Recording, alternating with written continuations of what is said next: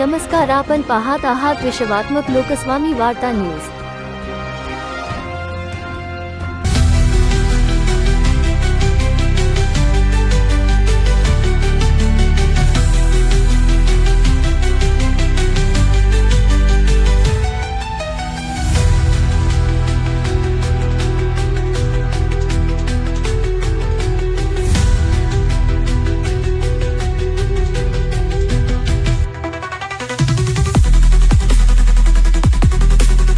कायदा 2026 हा प्रस्तावित कायद्याला विरोध दर्शवण्यासाठी आज हिंदू एकता आंदोलन, हिंदू जनजागृती, देवस्थान समिती या सर्वांनी मिळून आज आम्ही सांगलीच्या जिल्हाधिकाऱ्यांना या ठिकाणी निवेदन देऊन या कायद्याला विरोध दर्शवलेला आहे। हा कायदा पावसाळी अधिवेशनामध्ये मंजुरीसाठी येणार आहे। तरी माझी या जिल्ह्यातल्या सर्व हिंदुत्ववादी मतावर निवडून आलेल्या सर्व हिंदुत्ववादी आमदारांना विनंती आहे की आम्ही जो विरोध केला आहे तशा पद्धतीनं त्या ठिकाणी आपण विरोध करावा।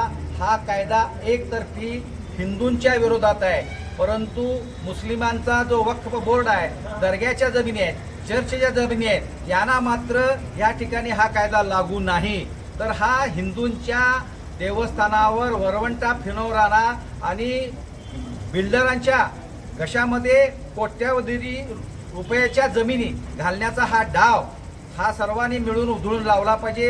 या कायद्याला आमचा पूर्णपणे विरोध आहे। हा कायदा लागू करायचा असेल तर तो सर्व या ठिकाणी हिंदू देवस्थानं असू देत, मुस्लिमांची देवस्थानं असू देत, ख्रिश्चनांची देवस्थानं असू देत, त्या सगळ्यांना लागू केला पाहिजे। परंतु त्या ठिकाणी फक्त हिंदूंच्यासाठीच हा फक्त कायदा सरकार आणते, ह्याला आमचा पूर्ण विरोध आहे। कोणत्याही परिस्थितीमध्ये हा कायदा या राज्यामध्ये आम्ही लागू होऊ देणार नाही। वेळ पडल्यास रस्त्यावर उतरून याच्या विरोधात मोठं आंदोलन उभा करून हा कायदा आम्ही उद्ध्वस्त करून उधळून लावू, अशा पद्धतीचा इशारा हिंदू एकता आंदोलनाच्या वतीनं मी या ठिकाणी देतो। महाराष्ट्र देवस्थान निर्मूलन प्रारूप अधिनियम 2026 हा प्रारूप कायदा आणि त्याचा मसुदा तयार झालेला आहे। आणि ह्या मसुद्याच्या आधारे महाराष्ट्रातील सर्व देवस्थानांच्या जमिनीचे देवस्थानाचे मालकी हक्क संपुष्टात येण्याची शक्यता आहे। त्यामुळे या कायद्याला समस्त सुधागड तालुक्यातील मठ मंदिरे आम्ही कडाडून विरोध करत आहोत। तशा आशयाच्या हरकती या आयुक्तांकडे घ्यायच्या आहेत, त्या यथोचित हरकती आयुक्तांकडे आम्ही सोपूच, पण त्या संदर्भित एक निवेदन आज आम्ही तहसील कार्यालयात दिले आहे तहसीलदारांकडे, आणि ते त्यांनी आमचं निवेदन मंत्री महोदय आणि सरकारकडे पोहोचवावं अशी त्यांना विनंती आहे। नमस्कार, मी सुनील घनवट, मंदिर महासंघाचा राष्ट्रीय संघटक।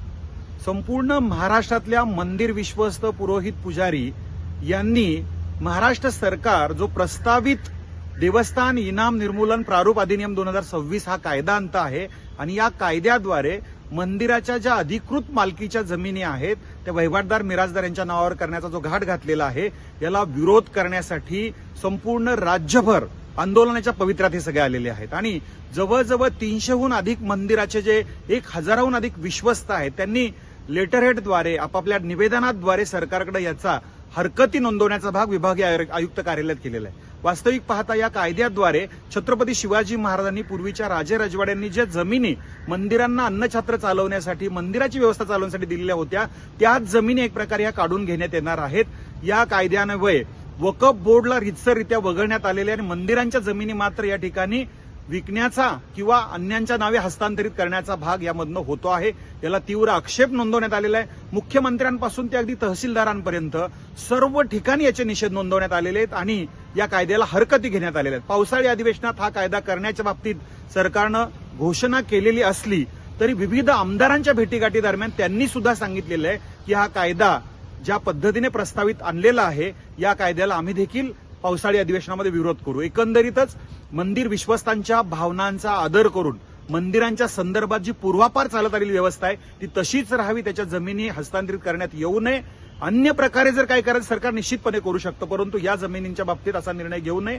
या प्रकारचा निर्णय मंदिर विश्वस्तांनी घेतलाय आणि संपूर्ण राज्यभर याचं आंदोलन करून या संदर्भात निषेध नोंदवला जाईल, विरोध केला जाईल। ती प्रक्रिया सुरू झालेली आहे। नमस्कार.